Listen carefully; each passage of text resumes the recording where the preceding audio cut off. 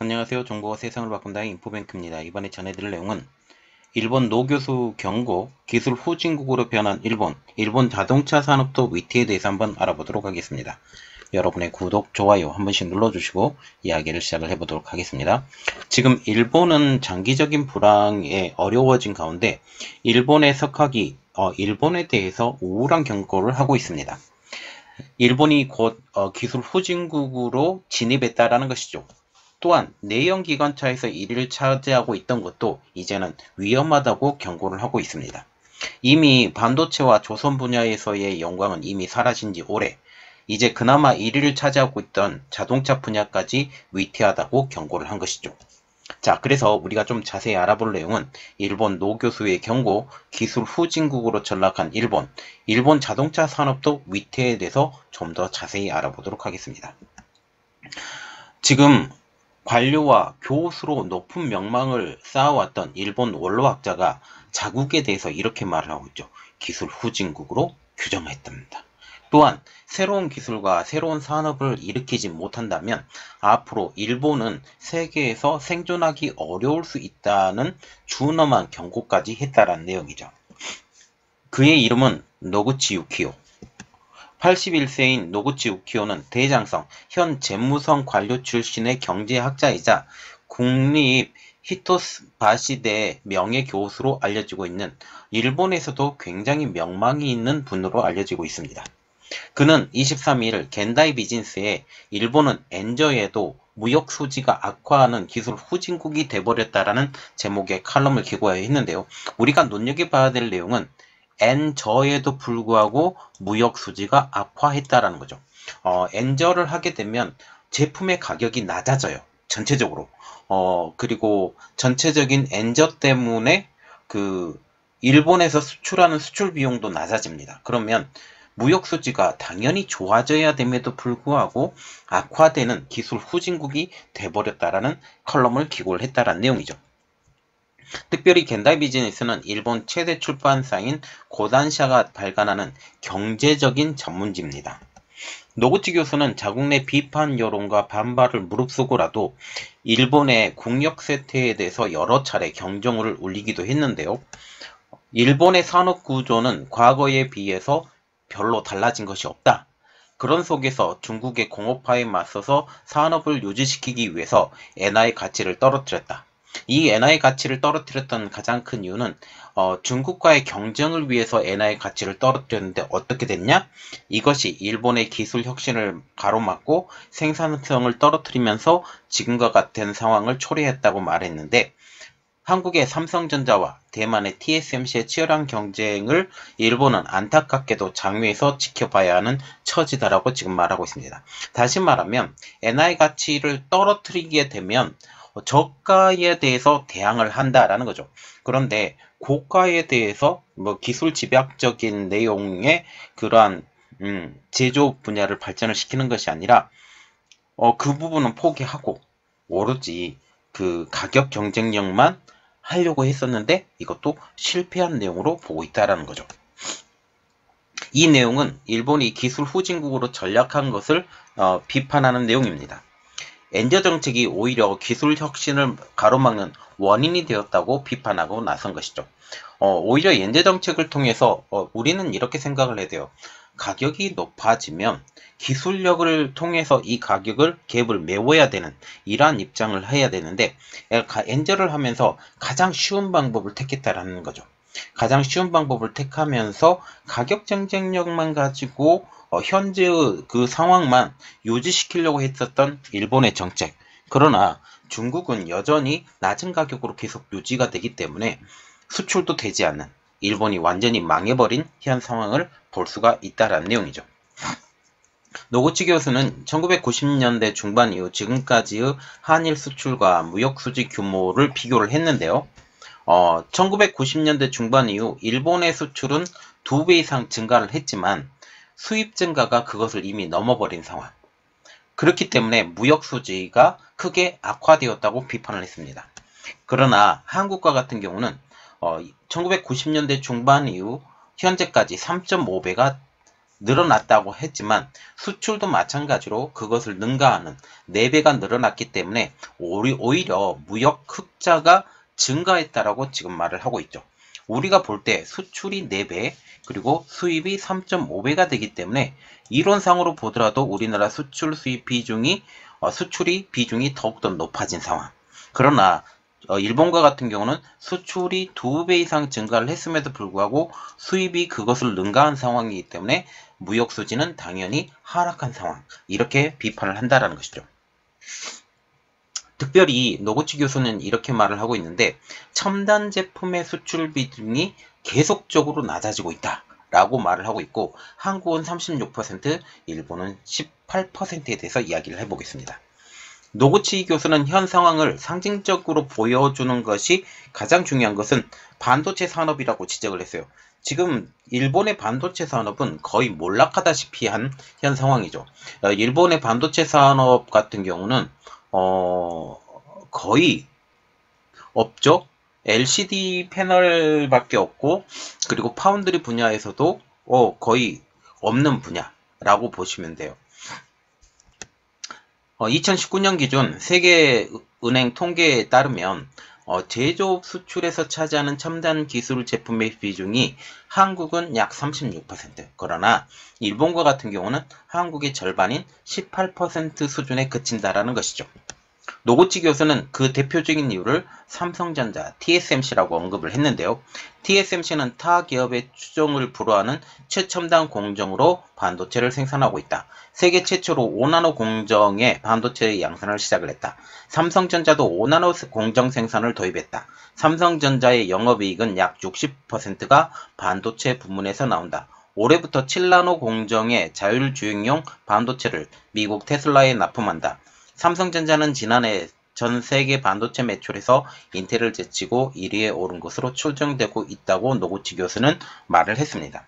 그는 또한 5나노 첨단 공정의 반도체는 현재 세계에서 삼성전자와 TSMC밖에는 양산할 수 없다고 하면서 삼성전자는 특히 3나노 공정 기술에서는 TSMC를 추월해 올해 상반기부터 양산 체제에 들어갈 예정이라고 말을 하고 있죠.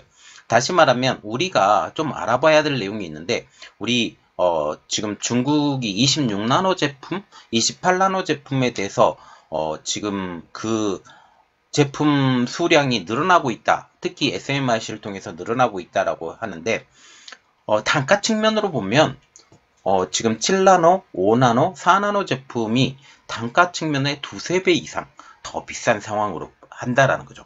그래서 점점 더 지금 반도체 하나의 기능만 하는 것이 아니라 2~3개의 기능을 같이 하는 이러한 수준으로 변하기 때문에 점점 더 지금 첨단 공정으로 들어가고 있는 상황.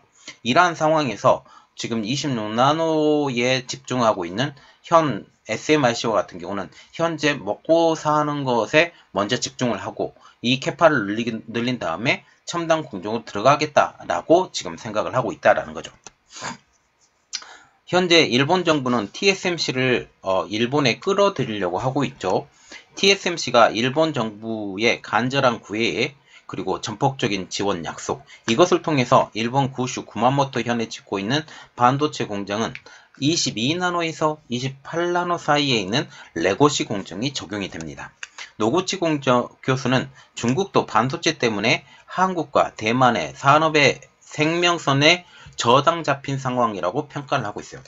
왜냐하면 중국과 같은 경우도 26나노 제품은 일반적인 레거시 제품이죠. 일반적인 레거시 제품이기 때문에 좀 더 그 첨단 제품을 만들려고 한다면 지금 10나노 이하 제품, 7나노, 6나노, 5나노, 4나노 지금 이 제품들을 만들어야 되는데 이 제품을 만들 수 있는 회사 딱 두 개밖에 없죠. TSMC와 삼성전자. 이 TSMC와 삼성전자의 그들의 산업의 생명선이 저당 잡힌 상태라고 노구치 교수는 평가를 하고 있습니다. 그 대표적인 예가 중국의 화웨이를 예를 들었는데 중국의 화웨이는 스마트폰용 애플리케이션 프로세서 생산을 TSMC에 위탁하고 있었지만 미국의 제재로 인해서 특히 미중 경제전쟁 와중에 미국이 화웨이를 블랙리스트에 추가하면서 이 3번의 제재를 통해서 TSMC에서 생산되는 반도체를 공급받지 못하게 하면서 현재 막대한 타격을 받고 있죠. 물론 지금 화웨이의 두 축은 스마트폰과 그리고 통신 장비죠. 통신 장비에 들어가는 지금 프로세서와 같은 경우, 그리고 반도체와 같은 경우는 보통 26나노 제품을 많이 사용하거든요. 그렇기 때문에 그 통신 장비에 대해서는 문제가 별로가 되지 않는데, 이제 스마트폰용 어플리케이션 프로세서와 같은 경우는 지금 7나노 이하 제품들을 많이 사용하기 때문에 이러한 부분에서 스마트폰 부분에 굉장히 타격을 받았다는 내용입니다. 현재 중국의 반도체 자립률은 17%. 이런 현실을 타개하기 위해서 지금 삼성전자와 TSMC의 이 공고한 체계를 무너뜨리기 위해 14나노 이하 공정 국산화를 국가적 과제를 정해서 막대한 자금을 투입을 했으나 실패한 것으로 알려지고 있죠. 자, 그리고 이러한 상황에서 지금 일본이 반도체 산업은 이미 망가진 상황. 이 반도체에 대해서 지금 할 이야기가 참 많은데 이것에 대해서는 제가 따로 또 분리해서 여러분들에게 알려드리고, 이제는 일본의 자동차 업계도 망가져가고 있다라는 내용을 가지고 한번 이야기를 시작을 해보겠습니다. 가속화되는 전기차 변환, 일본 자동차 업계 경쟁력 약화입니다. 노구치 교수는 글로벌 자동차 시장이 화두로 떠오르고 있는 전기차의 전환이 일본 자동차 시장에 어두운 미래를 만든다고 경고를 하고 있죠. 일본이 수출의 태반을 차지하고 있는 자동차 산업에서 앞으로도 지금과 같은 우위를 이어갈 수 있을지 의문이라고 하면서 어두운 전망을 내놓았습니다. 자동차가 많은 나라에서 생산할 수 있는 제품이다. 단지 일본의 생산성이 비교적 높다는 것뿐이다. 그러나 이마저도 언제까지 유지될 수 있을지 모른다. 자동차 산업의 성격이 크게 바뀌고 있기 때문이다 라고 지금 말을 하면서 현재 내연기관차를 중심으로 해서 지금 돌아갔던 자동차 산업이 이제 전기차 산업으로 넘어가는 현재 상황, 이러한 상황에서 이제 내연기관차가 2035년부터는 완전 종료를 선언할 상황으로 지금 보이고 있기 때문에 현재 내연기관차에서 보면 일본의 자동차 업계가 상당 부분 힘을 쓰고 있는 상황이지만 이제 이 상황도 이제 곧 저물어 간다라는 그런 이야기죠. 그는 일본 자동차 기업들이 전기차 개발을 추진하고 있지만 이미 늦은 감은 부정할 수 없다라고 하면서 이는 시가총액이 테슬라가 도요타를 앞지른 데서 나타난다고까지 언급하고 있습니다. 테슬라의 자동차가 단순한 전기차가 아니라 소프트웨어의 비중이 높다는 점에서 자동차의 새로운 모델을 제시하고 있다. 전기차에서는 일본이 자랑하는 조립의 강점을 발휘할 수 없다. 따라서 과거 가전제품과 같은 운명을 밟을 위험이 있다라고까지 지금 경고를 하고 있죠. 특별히 지금 1980년대 이때만 해도 지금 일본과 같은 경우는 반도체 최상위국 그리고 전기 제품의 최상위국으로 불렸던 현 상황입니다. 그러나 지금 전기 제품과 같은 경우는 한국이 이미 일본을 뛰어넘은 상황이죠. 그리고 여기에 그 반도체도 일본을 한국이 뛰어넘은 상황입니다. 이렇게 되기 때문에 지금 일본이 어려워질 수 있다. 그래서 노구치 교수는 이렇게 말을 하고 있어요. 일본이 앞으로 살아남기 위해서는 새로운 기술이 뒷받침되는 새로운 산업을 만들어 가야 한다고 무겁게 경고하는 글로 매짐을 했습니다. 다시 말해서 일본과 같은 경우는 지금 현재 그 시류를 따라가면서 새로운 그 발전을 해야 되는데 일본과 같은 경우는 항상 얘기를 하는 게 있죠. 완전주의. 그래서 완벽주의로 하는데 제품 만들 때도 완벽하게 만들어요. 물건은 굉장히 잘 만들죠. 그런데 이 물건을 잘 만드는 현 상황에서 이제는 빨리빨리 일을 하면서 좀 더 수명 자체가 조금 빨리 하면서 좀 짧고 패턴을 변화시켜가는 지금 현 상황을 보면서 일본의 장인 정신은 굉장히 중요하지만 지금 현 상황에서는 조금 맞지 않은 그런 상황으로 지금 보이고 있다는 거죠. 그리고 이제는 장기적으로 보면 전자칩에 들어가는 모든 것들이 이제 소형화, 그리고 가지고 다니기 편하는 그 포터블, 이러한 세상으로 바꾸고 있기 때문에 이러한 그리고 또 핵가족화가 전 세계적으로 이어져 가고 있고 또한 인구 자체가 전체적으로 줄어가고 있는 상황, 이러한 상황까지 우리가 고려해서 모든 물건을 만들어야 되고 이러한 것들을 생각을 해야 된다는 내용이죠.